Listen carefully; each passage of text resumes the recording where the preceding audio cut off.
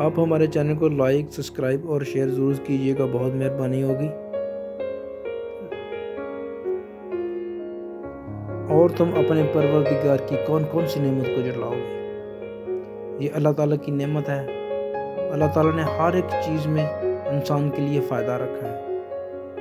یہ پتھر ہے، لکڑی ہے، کوئی بھی کام ہے، یہ بڑے بڑے پہاڑ اللہ تعالیٰ نے کھڑے کر دیے ہیں، یہ بھی اللہ تعالیٰ نے ہمارے لیے اسپیشل بنائے ہیں۔ یہ پتھر کاٹ کے یہ دیکھو، آپ دیکھ رہے ہیں چھوٹا ہو رہا ہے، چھوٹا ہو کے یہ مختلف قسم کی عمارتوں میں لگ جائے گا۔